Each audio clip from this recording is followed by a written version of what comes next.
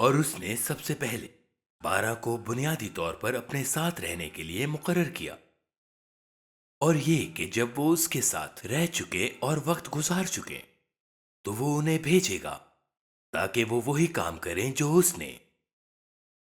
اس نے کیے تھے۔ آج کلیسیا میں بہت سے لوگ پہلے قدم کو نظر انداز کرنا چاہتے ہیں، وہ عظیم حکم کو پورا کرنا چاہتے ہیں، وہ باہر جانا چاہتے ہیں اور خدا کے لیے شاندار کام کرنا چاہتے ہیں، لیکن وہ پہلے الگ ہو کر آنے کو تیار نہیں کہ ایک طرف ہو کر اس کے ساتھ وقت گزاریں، اس کے قدموں میں بیٹھیں، اس کے ساتھ رفاقت کریں، اسے ایک عاشق کے طور پر جانیں، بادشاہ کے حجروں میں داخل ہوں اور خدا کے جلال اور خوبصورتی کو جانیں اور خدا کا کلام خفیہ جگہ میں سنیں۔ بہت سے لوگ گمراہ بیٹے کی مانند ہے، وہ باپ کی قدرت چاہتا تھا، دولت طاقت ہے، وہ باپ کی قدرت چاہتا تھا، لیکن وہ باپ کی حضوری نہیں چاہتا تھا اور اس نے اپنی زندگی کو تباہی میں ڈال دیا۔ یہ دراصل گمراہ بیٹے کا بنیادی سبق ہے، کم از کم یقیناً اہم اسباق میں سے ایک۔ وہ چاہتا تھا اپنے باپ کی میراث اور اس کی قدرت، لیکن وہ اپنے باپ کی حضوری، رفاقت، شراکت یا پابندیوں کو نہیں چاہتا تھا۔ یہ تباہی کو ظاہر کرتا ہے۔ رسولوں نے سب سے پہلے اس کے ساتھ وقت گزارا، یہ پہلا قدم تھا۔ سب سے پہلے 12 رسولوں نے 3.5 سال اس کے ساتھ گزارے، انہوں نے پورا وقت گزارا، وہ یہی کرتے رہے گلیل اور یہودیہ کی پہاڑیوں میں 3 سال تک گھومتے رہے۔ اس کے بعد اعمال پہلے باب میں انہوں نے اس کے ساتھ 40 دن گزارے، اور اس کے بعد انہوں نے صرف دعا کرتے ہوئے اور خدا کا انتظار کرتے ہوئے 10 دن گزارے۔ اس کے بعد اعمال 6 باب میں لکھا ہے انہوں نے اپنے آپ کو لگاتار دعا اور خدمت کے لیے وقف کیا۔ ہم کلام کی خدمت کرنا چاہتے ہیں، لیکن ہم کلام کے خداوند کو تلاش نہیں کرنا چاہتے۔ ہم چاہتے ہیں کہ خدا ہمیں استعمال کرے، لیکن ہم اس کے ساتھ وقت گزارنا نہیں چاہتے، ہم اس کا چہرہ تلاش نہیں کرنا چاہتے۔ جب میں ہم کہتا ہوں تو میرا مطلب ہم سب ہیں، یہ انسانی فطرت ہے، گھنٹوں دنوں تک صرف خدا کو تلاش کرنا، اس کا انتظار کرنا، دعا کرتے رہنا، یہاں تک کہ ہم کسی اور بات کے لیے دعا نہ کر سکیں، اور پھر بس انتظار کرنا۔ وہ اتنا شاندار نہیں لگتا؟ پالوس نے اپنی مسیحی زندگی کے پہلے 3 سال صرف خداوند کے ساتھ ایک بیابان میں گزارے۔ اس نے اپنی زندگی کے آخری حصے میں 4 سال قید خانے میں صرف خداوند کے ساتھ گزارے، پھر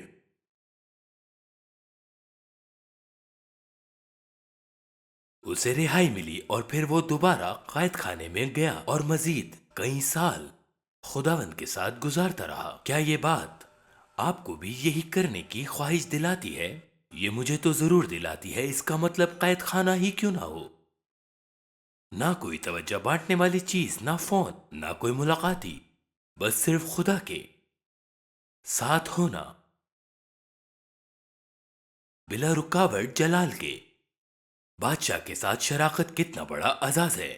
ہم صرف یہ دیکھیں کہ اعمال کی کتاب ہمارے لیے ہے، بلکہ یہ اس کام کا انکشاف ہے جو وہ اس کلیسیا میں کرنا چاہتا ہے، جو وہ پہلے ہی کر چکا ہے، اور وہ جو ابھی بھی ان سب کے لیے کر رہا ہے جو اس حکم، اس وعدے کو قبول کرنے کے لیے تیار ہیں۔ بس جیسا کہ باپ نے مجھے بھیجا، میں تمہیں بھیجتا ہوں، اور اس پر عمل کریں، اس کی نصیحت پر چلتے ہوئے پہلے اس کے ساتھ ہو کر ان تمام لوگوں کے لیے آپ یقین رکھ سکتے ہیں۔ رومیو 8 باب کی 29 آیت بھی خدا کی طرف سے ہے، اور آج یہ ہمارے لیے ہے، جہاں ہمیں بتایا گیا ہے کہ کیونکہ جن کو اس نے پہلے سے جانا، ان کو پہلے سے مقرر بھی کیا کہ اس کے بیٹے کے ہم شکل ہوں، تاکہ وہ بہت سے بھائیوں میں پہلوٹا ٹھہرے۔ خداوند یسوع مسیح بہت سے بھائیوں میں پہلوٹا ہے، اور وہ چاہتا ہے کہ ہم میں سے ہر ایک کی صورت اس کی مشابہت میں ڈھل جائے، اور یقیناً اگر ہم ایسے ہوں تو وہ کہہ سکے گا کہ بس میں تمہیں بھیجتا ہوں، میں آپ کے ساتھ یہ جاننے کی ایک کنجی بانٹنا چاہتا ہوں کہ کون بھیجے گا اس کا لازمی مطلب یہ نہیں کہ کوئی شخص اسی کے نام سے رسول کہلائے، یعنی رسول خدمت، لیکن اگر ہم وہ لوگ ہیں جو رسولی زندگی چاہتے ہیں تو ہماری بلاہٹ جو بھی ہو ہمیں بھیجا جائے گا۔ اگر ہم رسولی زندگی کو چنتے ہیں اور اسی کے مطابق جیتے ہیں تو ہمیں بھیجا جائے گا۔ اور کیا آپ کو معلوم ہے کہ شاگردوں کے ساتھ سب سے پہلی بات کیا ہوئی جب یسوع نے کہا کہ جیسے باپ نے مجھے بھیجا ہے ویسے ہی میں تمہیں بھیجتا ہوں؟ میں یوں کہوں کہ اس وقت کیا ہو رہا تھا، ایسے آدمی تھے جنہوں نے مکمل طور پر ناکامی اٹھانی تھی، وہ بری طرح ناکام ہو چکے تھے۔ وہ ایسے لوگ تھے جنہوں نے اپنی حاجت کو پہچان لیا تھا۔ آپ جانتے ہیں یہ صرف پطرس ہی نہیں تھا جس نے کہا اے خداوند تو مجھے نہیں جانتا، تو نہیں سمجھتا کہ میں تیرے لیے مر جاؤں گا، میں لڑتے لڑتے جان دے دوں گا۔ بائبل کہتی ہے کہ ان سب نے یہ کہا تھا۔ کیا آپ بھول گئے؟ میں خود یہ بات بھول چکا تھا، میں پہلے بھی یہ بات بھول گیا تھا۔ کیا آپ نے بھی بھلا دیا کہ ان سب نے کہا تھا اور ان سب نے اسے چھوڑ دیا؟ کیا آپ تصور کر سکتے ہیں کہ وہ کیسا محسوس کر رہے ہوں گے؟ مکمل سراسر بدترین ناکامیاں۔ کیا آپ کبھی ایسا محسوس کر سکتے ہیں؟ وہ روح میں غریبوں، محتاجوں، بیماروں اور ناکام لوگوں کو چننا چاہتا تھا۔ وہ کسی ایسے شخص کو نہیں چنے گا جو اس کی حضوری میں فخر کر سکے، اے خداوند دیکھ میں نے کیا کیا، اے خداوند میں کتنا وفادار تھا، اے خداوند دیکھ میں کتنا ایک مسیحی کے طور پر وابستہ تھا، اے خداوند میں نے اپنی دوڑ پوری کی، پوری رفتار کے ساتھ آگے بڑھتے ہوئے، اے خداوند میں نے دوڑ منہ کے بل گر کر ختم کی ہے، میں نے بارہا ناکامی اٹھائی اور تیرے اعتماد سے غداری کی۔ تو مجھے کبھی کیسے استعمال کر سکتا ہے؟ تو مجھے کیسے کام میں لا سکتا ہے؟ یہ لوگ مکمل ناکام تھے۔ کیا آپ لوگ نہیں سمجھتے؟ ذرا اپنے آپ کو ان کی جگہ پر رکھ کر دیکھیں۔ وہ جانتے تھے کہ وہ خدا کا بیٹا مسیحا ہے اور اس کی حاجت کے وقت ان سب نے اسے چھوڑ دیا۔ اے خداوند ہم پر رحم فرما، مبارک ہے وہ جو دل کے غریب ہیں کیونکہ آسمان کی بادشاہی انہی کی ہے۔ میں بس تصور کر سکتا ہوں کہ اس کلام کو جو اس کی خدمت کے شروع میں بولا گیا کہ ان کے کانوں میں گونج رہا تھا، ان کی روح میں باز گشت کر رہا تھا۔ مبارک ہیں دل کے غریب، مبارک ہیں جو جانتے ہیں کہ وہ محتاج ہیں، اور وہ بدبخت ہے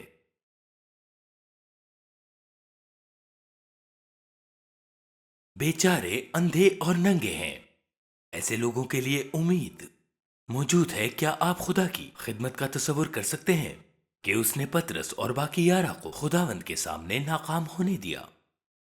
کیا آپ خدا کی حکمت کا تصور کر سکتے ہیں؟ وہ اس کو ہونے سے روک سکتا تھا۔ کیا آپ نہیں سوچتے قادر مطلق، کائنات کا خالق ان سب کو چھوڑ دینے سے روک سکتا تھا؟ وہ یہ کام ان کے دلوں میں ڈال سکتا تھا، جیسا کہ اس نے بعد میں کیا۔ ان میں سے زیادہ تر خداوند کے لیے شہید ہوئے۔ کیوں اس نے یہ فضل پہلے نہیں دیا؟ آپ تصور کر سکتے ہیں کہ پطرس کی زندگی خداوند کے حضور کیسی تھی؟ تصور کریں، اے خداوند تو جانتا ہے حقیقت میں مسئلہ یہ ہے کہ اے خداوند تو مجھے نہیں جانتا، تو بس میری وابستگی کو نہیں سمجھتا جو میرے پاس تیرے لیے ہے۔ میں تیرے لیے مر جاؤں گا، اے خداوند میں تجھے بتا رہا ہوں تو حقیقت میں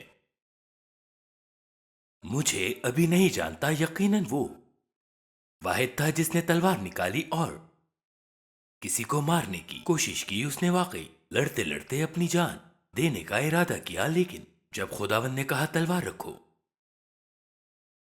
پترس نے کہا کیا مطلب؟ اگر ہم ان لوگوں کو نہیں ماریں گے تو یہ بادشاہی تک کیسے پہنچیں گے؟ یہ کام نہیں کرے گا یہ تاج پہننے کا راستہ نہیں جس پر میں تاج پانا چاہتا ہوں۔ جو لوگ اس لفظ کا دوسرا مطلب سمجھتے ہیں، آپ جانتے ہیں آپ کسی کو تاج دیتے ہیں، کیا آپ نے اس پر تاج رکھا گیا، یعنی 2x2 یا 4x4 لکڑی کے ٹکڑے سے کسی کے سر پر مارنا؟ شاید یہ رستہ نہیں ہے۔ اے خداوند، تو مجھے نہیں جانتا، کیا آپ تصور کر سکتے ہیں اگر وہ ناکام نہ ہوتا؟ کیا آپ تصور کر سکتے ہیں کہ پطرس کے دل میں کیا ہوا؟ اور یہ میرا ایک پسندیدہ موضوع ہے، میں اس پر یقین رکھتا ہوں۔ جی ہاں، یہ ہے لوکا میں ہے، جب اس نے تیسری بار خدا کا انکار کیا۔ یہاں خدا کھڑا ہے پیلاطوس یا کاہن کے سامنے، خدا صلیب کی طرف جا رہا ہے، تصور کریں، اور کہا گیا اور خداوند نے اسے دیکھا۔ آپ کیا سوچتے ہیں کہ خداوند کی آنکھ میں کیا تھا؟ پطرس نے اس کی آنکھوں میں کیا دیکھا؟ غصہ؟ آپ کیا سوچتے ہیں اس نے کیا دیکھا؟ رحم، جیسا پطرس نے پہلے کبھی نہیں دیکھا۔ پطرس تو وہ ہے جو خود کو نہیں جانتا تھا۔ کیا تو سمجھ رہا ہے پطرس؟ لیکن میں اب بھی تیرے ساتھ ہوں پطرس، میں اب بھی تجھے استعمال کروں گا۔ اب صرف تصور کریں کہ پطرس چند دن یا سال بعد یا مہینوں بعد سڑکوں پر پطرس کا سایہ بھی لوگوں کو شفا دے رہا تھا۔ کیا آپ تصور کر سکتے ہیں کہ پطرس کا رویہ کیا ہوتا اگر وہ ناکام نہ ہوتا؟ اے خداوند، جیسا میں تجھے بتا رہا تھا، تو مجھے نہیں جانتا، حتیٰ کہ تیرا سایہ بھی لوگوں کو شفا نہیں دیتا۔ میرا مطلب ہے کہ اے خداوند مجھے دیکھ، تو یہ نہیں جانتا کہ میں کتنا شاندار انسان ہوں، اور باپ مجھے کون سی عظیم خدمت دینے والا ہے، یہ وہ سوچتا یا نہیں۔ یا پطرس عام نہیں تھا، ایلیا عام تھا، جذبات کا تابع جیسے ہم ہیں۔ لیکن آپ کیا سوچتے ہیں پطرس نے کیسا محسوس کیا جب اس کا سایہ لوگوں کو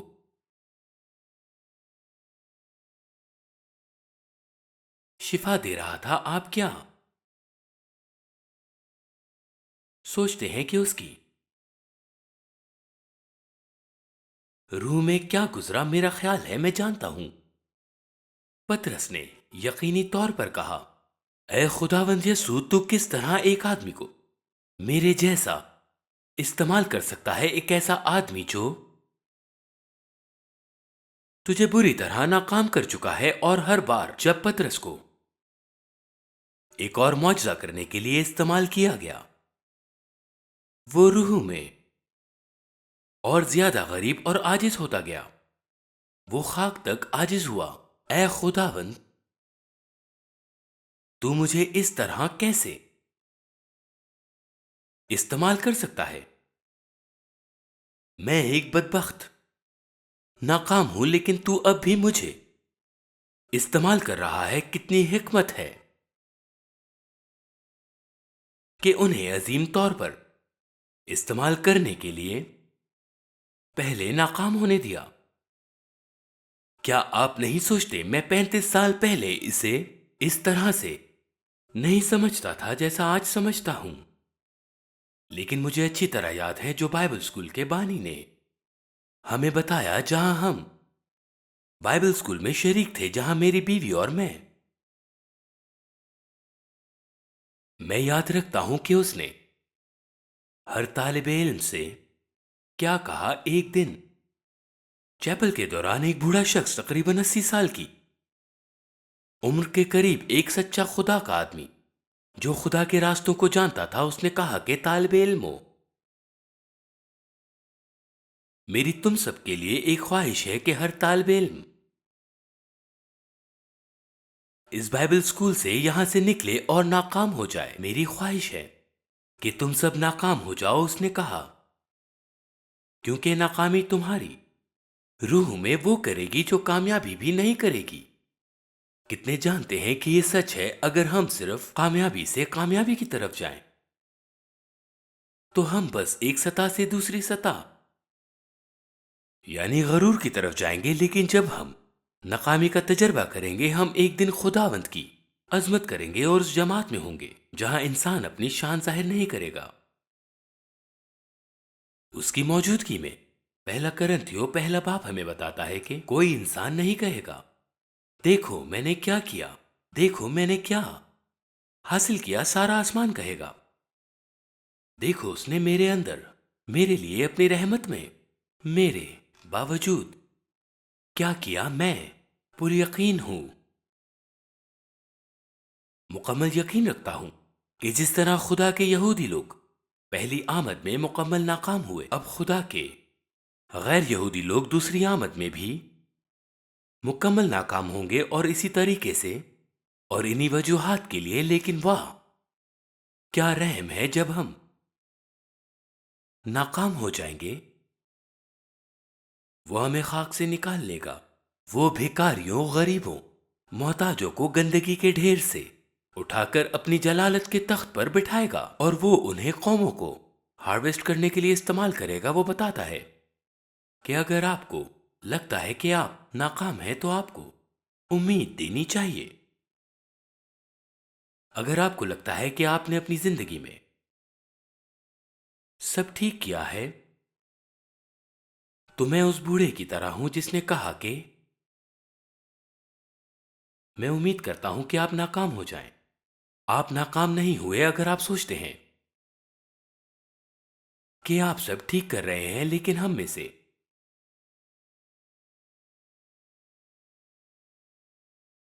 زیادہ تر نہیں سوچتے کہ ہم سب ٹھیک کر رہے ہیں۔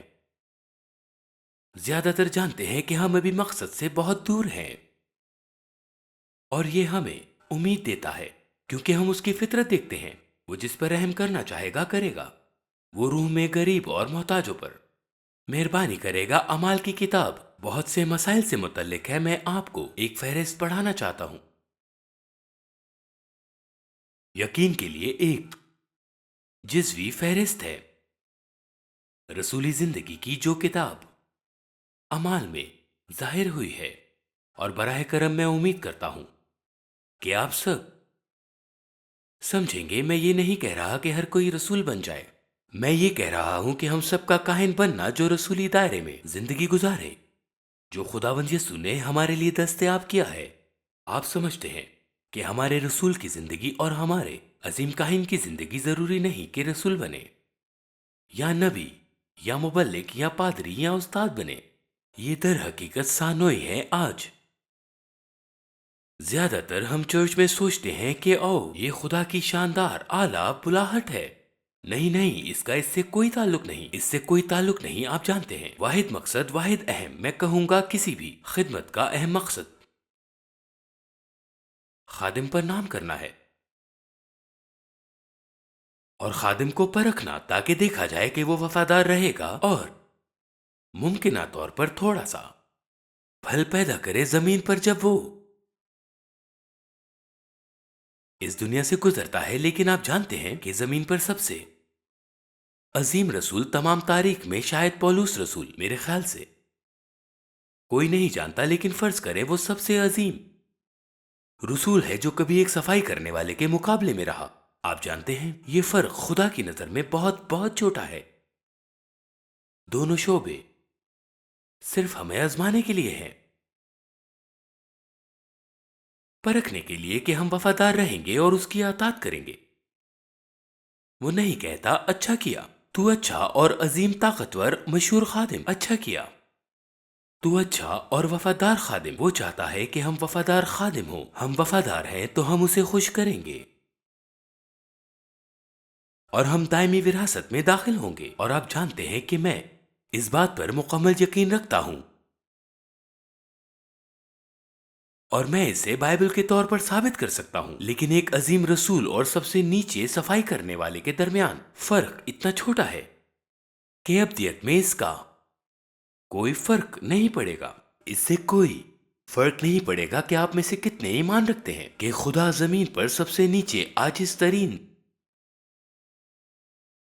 سب سے غیر تعلیم یافتہ صفائی کرنے والے کو لے سکتا ہے، اور جیسے ہی وہ جلال میں داخل ہوتا ہے اور اسے اپنی روح، حکمت یا کسی بھی اعلی صلاحیت سے نواز سکتا ہے۔ آپ میں سے کتنے لوگ ایمان رکھتے ہیں کہ وہ جو چاہے کر سکتا ہے اور اسے زمین کے کسی بھی حصے پر بادشاہ بنا سکتا ہے، کیونکہ صلاحیت خدا کی طرف سے آتی ہے؟ چنانچہ چاہے آپ سب سے عظیم رسول ہوں یا سب سے نچلا صفائی کرنے والا، اہم یہ ہے کہ ہم خدا کو خوش کریں، سب کچھ اس کے لیے کریں تاکہ اسے خوش کریں اور انسانوں کو خوش کرنے کے لیے نہیں۔ اس کتاب میں ہم بہت سے مسائل، ہماری زندگی کے وہ شعبے جو وہ چاہتا ہے تبدیل کریں اور اپنی تصور کے مطابق ڈھالیں۔ میں آپ کو کچھ بتانا چاہتا ہوں۔ ہم سب کو بیان نہیں کر پائیں گے ان سب کو، لیکن صرف تاکہ آپ کو اندازہ ہو اس کتاب میں عظیم سچائیوں کا جو ہمیں اس کتاب میں ملتی ہیں۔ ہمیں چرچ کی رسولی اور نبوتی بنیاد ملتی ہے۔ آپ ان سب کو ایک ساتھ یاد نہیں رکھ پائیں گے کیونکہ ان سب کو بیک وقت یاد رکھنا مشکل ہے۔ ہم یہ ویڈیو ریکارڈ کر رہے ہیں صرف ان لوگوں کے لیے جو یہاں موجود نہیں ہیں، جو کسی بھی وجوہات کی بنا پر یہاں نہیں آ سکے، بلکہ یہ ویڈیو پیغام ان لوگوں کے لیے بھی ہے جو بعد میں ان موضوعات کا مطالعہ کرنا چاہتے ہیں اور بعد میں دوبارہ دیکھنا چاہتے ہیں اور اسے اپنے اندر شامل کرنا چاہتے ہیں۔ 2 رسولی شہریت، 3 رسولی چرچز کی خدمت، 4 خدا کے لیے رسولی انتظار، 5 رسولی طاقت، 6 رسولی مسا، 7 رسولی اتحاد اور 8 رسولی دعا، 9 رسولی بغولت، 10 رسولی رہنمائی، 11 خدا کے ساتھ رسولی رفاقت، 12 رسولی منادی اور تعلیم، نمبر 13 پر ہے رسولی پھل، نمبر 14 رسولی عقیدہ، 15 رسولی مالیاتی خدمت، 16 رسولی جماعت، 17 پر ہے رسولی زندگی گزارنا، 18 اپوسٹلک کردار اور فصیلت، اور 19 پر رسولی ظلم و ستم اور تکلیف، اور 20 پر رسولی اختیار، 21 پر رسولی حکمت، 22 رسولی حفاظت، 23 رسولی احترام اور 24 نمبر پہ رسولی محبت ہے۔ یہ سب نکات ہم سب کی زندگی کے لیے بہت اہم نکات ہیں۔ ہمیں یہ جاننا ہے اور اس پر غور کرنا ہے کہ یہ تمام نکات ہمارے لیے کس لیے ضروری اور اہم ہے۔ آپ اس ویڈیو کے ذریعے انہیں نوٹ کر لیں۔ ابھی ہم ان میں سے کچھ پر غور کریں گے۔ سیمینار کے دوران دیکھیں گے۔ ایک شخص اسٹیفنس، وہ رسول نہیں تھا لیکن اس نے زمین کو ہلا ڈالا کیونکہ وہ رسولی زندگی گزار رہا تھا۔ فلپس رسول نہیں تھا لیکن اس نے سامریا اور کئی دیگر جگہوں پر ایتھوپیا خاص طور پر ہلا دیے کیونکہ وہ رسولی زندگی گزار رہا تھا۔ میں آپ کو اعمال کی کتاب کے مرکزی موضوعات کا مختصر خلاصہ دوں گا۔ مرکزی موضوعات: بنیادی تصورات، دعا ظاہر ہوتی ہے، اس کا تصور تقریباً 2829 بار، تعلیم تقریباً 40 بار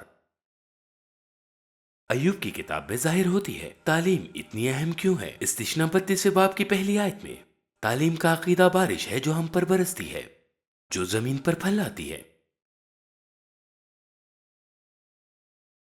آپ پھل لانا چاہتے ہیں، اس لیے ہم یہاں ہیں۔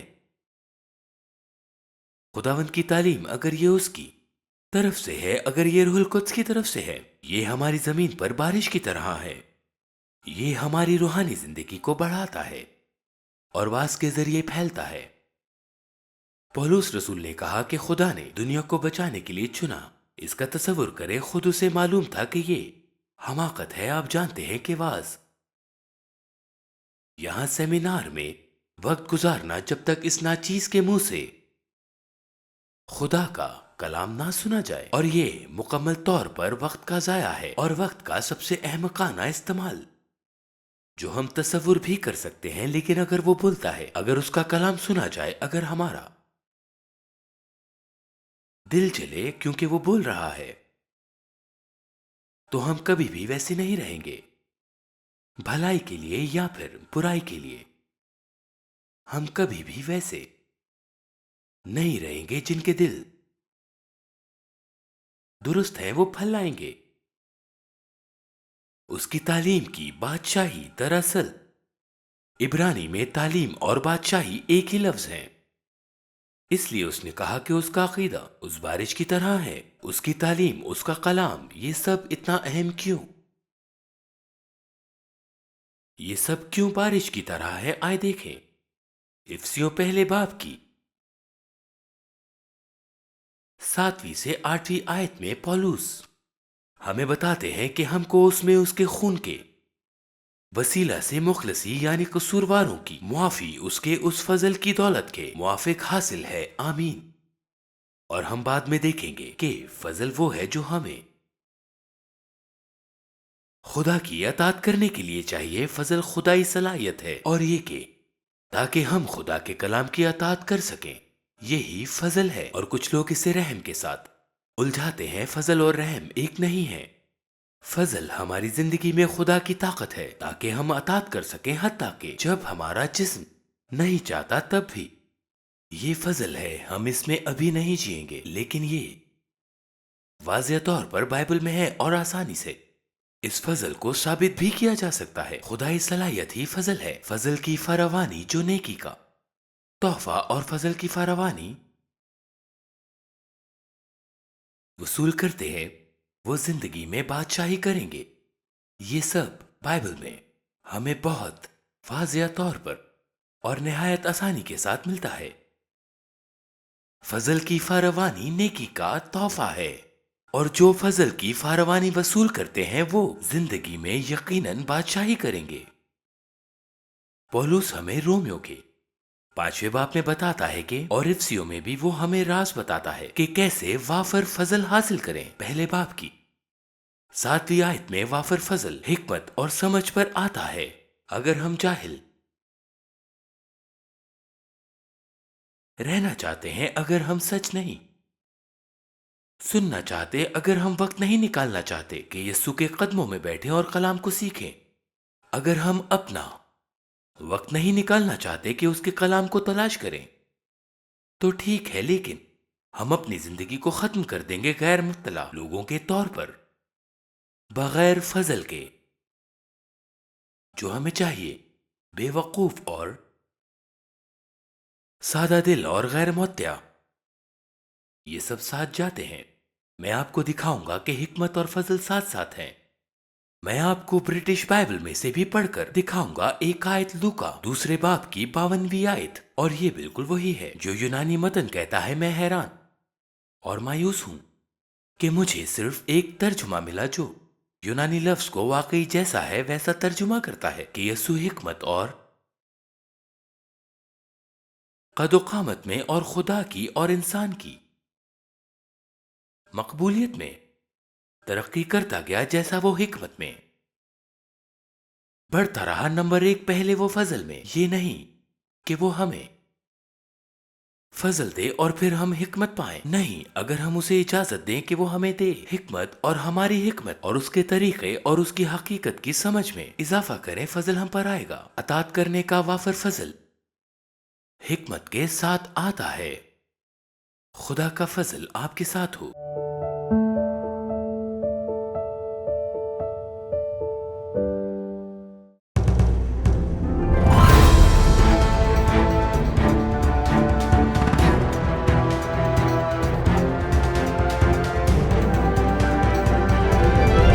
You are watching Shine Star TV. Be the light.